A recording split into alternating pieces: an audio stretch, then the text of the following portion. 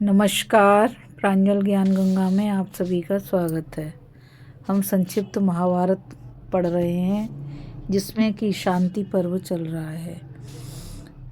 पहले हमने कथा में व्यास जी का शुकदेव जी के पूछने पर उन्हें काल का स्वरूप तथा सृष्टि की उत्पत्ति बतलाने की कथा को पढ़ा था। अब हम कथा में प्रलय का क्रम, ब्राह्मण को दान देने की महिमा तथा ब्राह्मण के कर्तव्य का वर्णन की कथा को पढ़ेंगे। व्यास जी कहते हैं, पुत्र, अब मैं यह बता रहा हूँ कि ब्रह्मा जी का दिन बीतने पर उनकी रात्रि आरंभ होने के पहले किस प्रकार इस सृष्टि का लय होता है तथा ब्रह्मा जी स्थूल जगत को अत्यंत सूक्ष्म करके इसे कैसे अपने भीतर लीन कर लेते हैं। जब प्रलय का समय आता है तो ऊपर से सूर्य और नीचे से अग्नि की 7 ज्वालाएं संसार को भस्म करने लगती हैं। सबसे पहले पृथ्वी के चराचर प्राणी उन ज्वालाओं से दग्ध होकर धूल में मिल जाते हैं। उस समय यह भूमि तृण और वृक्षों से रहित होकर कछुए की पीठ सी दिखाई देने लगती है।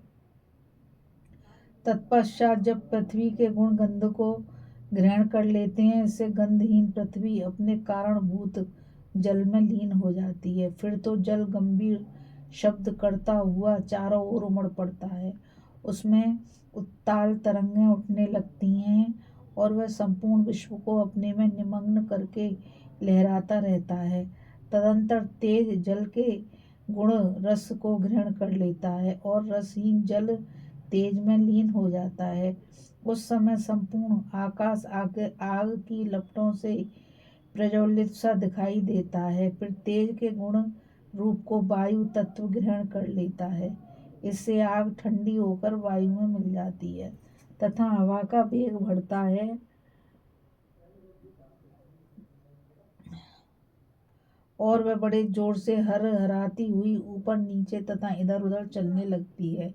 इसके बाद आकाश वायु के गुण स्पर्श को ग्रस लेता है तथा हवा शांत होकर आकाश में लीन हो जाती है और शब्द गुण से युक्त केवल आकाश रह जाता है। रस रूप गंध और स्पर्श का नाम भी नहीं रहता।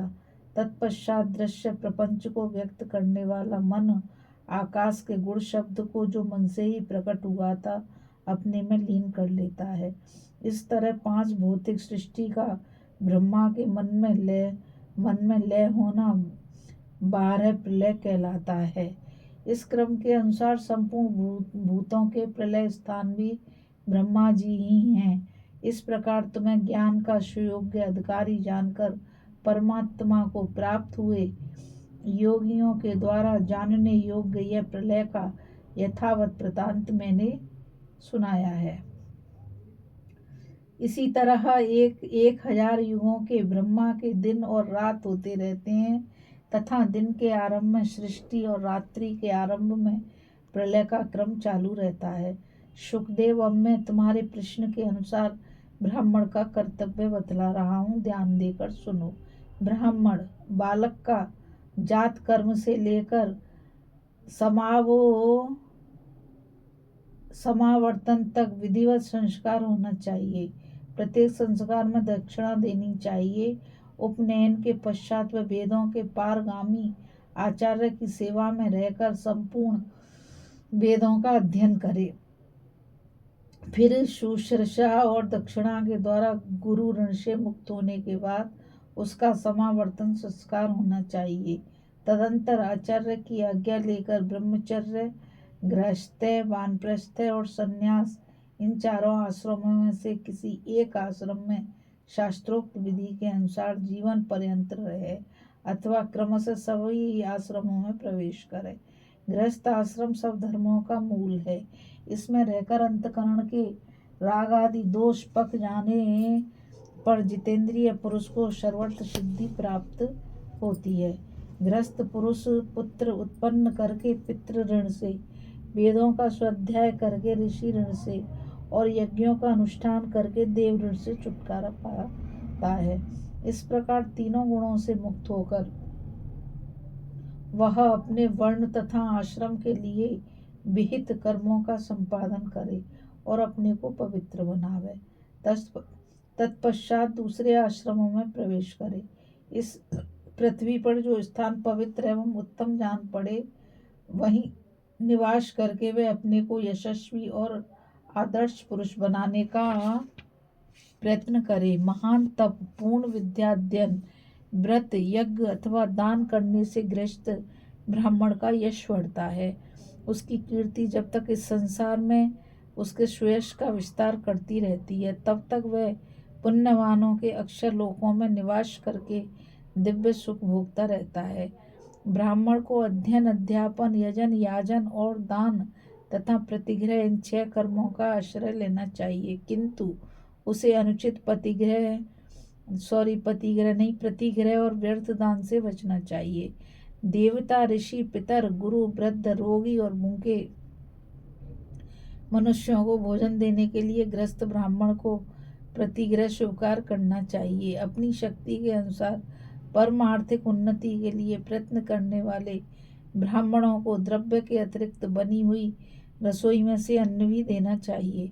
योग्य ब्राह्मणों के लिए कोई भी वस्तु अदेय नहीं है। महान व्रतधारी राजा सत्यसंध ब्राह्मण के प्राणों की रक्षा के लिए अपने प्राण देकर स्वर्ग लोक में गए थे। अत्रि के पुत्र राजा इंद्रदमन ने योग ब्राह्मण को नाना प्रकार के धन दान करके अक्षर लोक प्राप्त किए थे। देवावृध ने सोने का छत्र दान करके अपने देश की प्रजा के साथ स्वर्ग लोक प्राप्त किया था।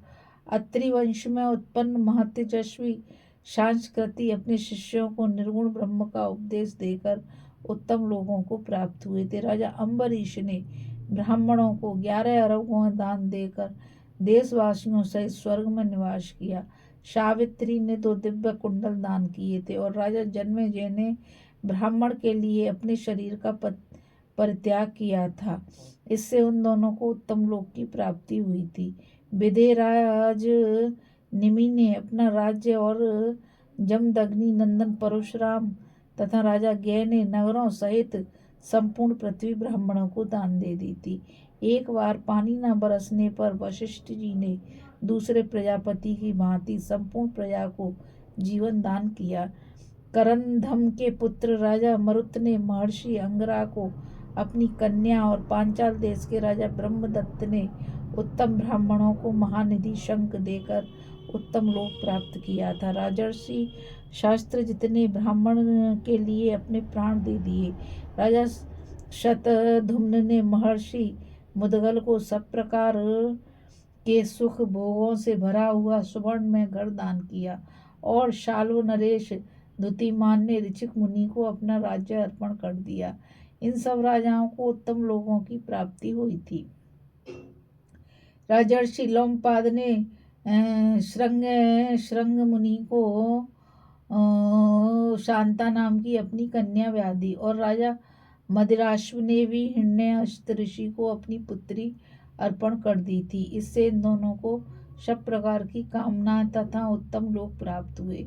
राजा प्रसेनजित बछड़ों सहित 1 लाख गौएं दान करके उत्तम लोकों में गए। ये तथा और भी बहुत से जितेंद्रिय महापुरुष दान और तप के द्वारा स्वर्ग को प्राप्त हो चुके हैं। जब तक यह पृथ्वी रहेगी तब तक उनकी कीर्ति इस संसार में कायम रहेगी। ब्राह्मण को ऋक, साम, यजु इन 3 वेदों तथा वेदांगों का अध्ययन करना चाहिए। जो ब्राह्मण वेदाध्ययन में प्रवीण, अध्यात्म ज्ञान में कुशल और सत्व गुण का अवलंबन करने वाले हैं, वे ही महाभाग उत्पत्ति और प्रलय के तत्व को प्रत्यक्ष की भांति देखते हैं। ब्राह्मण को उचित है कि धर्म के अनुकूल जीवन बनावे और शिष्ट पुरुषों की भांति सदाचार का पालन करे। किसी भी जीव को कष्ट न देकर ही जीविका चलावे। महात्मा पुरुषों की सेवा में रहकर तत्व ज्ञान प्राप्त करे। सत्पुरुष बने और शास्त्र की व्याख्या करने में कुशल हो। अपने धर्म के अनुकूल नित्य कर्मों का अनुष्ठान करे। कर्तव्य परायण सत्वगुणी महात्माओं का संग करे और गृहस्थाश्रम में रहते हुए अध्यापन आदि 6 कर्मों में लगा रहे। ऐसा आचरण करने वाला ही उत्तम ब्राह्मण माना जाता है। गृहस्थ ब्राह्मण को सदा श्रद्धा पूर्वक 5 महायज्ञों द्वारा परमात्मा का पूजन करना चाहिए। वह सदा धैर्य धारण करे, प्रमाद से बचे, मन और इंद्रियों को काबू में रखे, धर्मात्मा बने, आत्म तत्व का ज्ञान प्राप्त करे और हर्ष, मद तथा क्रोध से रहित हो जाए। ऐसे ब्राह्मण को कभी दुख नहीं भोगना पड़ता। अध्ययन, यज्ञ, दान, तप, लज्जा, सरलता और इंद्रिय संयम से वह अपने तेज को बढ़ावे और पाप को नष्ट करे। इस प्रकार पाप रहित होकर अपनी मेधा शक्ति को जागृत करे तथा मिताहारी और जितेंद्रिय हो। काम और क्रोध को अधीन करके ब्रह्म पद को पाने की इच्छा करे। अग्नि, ब्राह्मण और देवताओं को प्रणाम करे। कड़वी बात न बोले और हिंसा न करे। यह ब्राह्मण का परंपरागत कर्तव्य है। कर्मों के तत्व को जानकर उनका अनुष्ठान करने से अवश्य सिद्धि प्राप्त होती है। इस बात को भूलना नहीं चाहिए कि प्राणियों को अत्यंत मोह में डालने वाला काल सदा आक्रमण करने के लिए तैयार खड़ा है। बुद्धिमान और धीर मनुष्य ज्ञानमयी नौका से संसार सागर के पार हो जाते हैं, क्योंकि वे गुण और दोषों का विचार करके गुणों का ग्रहण और दोषों का परित्याग करते हैं। किंतु कामनाओं में आसक्त, चंचल चित्त, मंद बुद्धि एवं अज्ञानी पुरुष संदेह में पड़ जाने के कारण इस संसार सागर को पार नहीं कर सकते। वे हिम्मत हार कर बैठ जाते हैं, इसलिए आगे नहीं बढ़ पाते। अतः बुद्धिमान को भवसागर से पार होने का अवश्य प्रयत्न करना चाहिए। इसका पार होना यही है कि वह सच्चे अर्थ में ब्राह्मण बन जाए, अर्थात ब्रह्म ज्ञान को प्राप्त करे। उत्तम कुल में उत्पन्न हुआ ब्राह्मण अध्यापन, याजन और प्रतिग्रह, इन 3 कर्मों को संदेह की दृष्टि से देखकर उनमें प्रवृत्त न हो और अध्ययन, यजन तथा दान, इन 3 कर्मों का अवश्य पालन करे।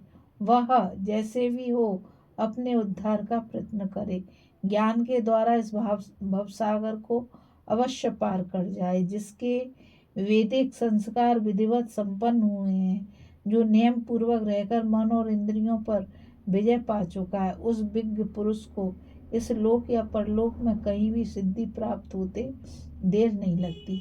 गृहस्थ ब्राह्मण क्रोध और ईर्ष्या का त्याग करके उपर्युक्त नियमों के पालन में संलग्न रहें। नित्य 5 महायज्ञों का अनुष्ठान करके यज्ञ शिष्टान्न का ही भोजन करें। सत्पुरुषों के धर्म और शिष्टाचार का पालन करें। ऐसी आजीविका पसंद करें जिससे कि दूसरे लोगों को कष्ट ना हो तथा जिसकी लोक में निंदा ना हो। ब्राह्मणों को वेद का विद्वान, तत्वज्ञानी, सदाचार और चतुर होना चाहिए। जो अपने धर्म के अनुसार कार्य करने वाला, श्रद्धालु और धर्म अधर्म के तत्व को जानने वाला होता है, वह संपूर्ण दुखों से पार हो जाता है।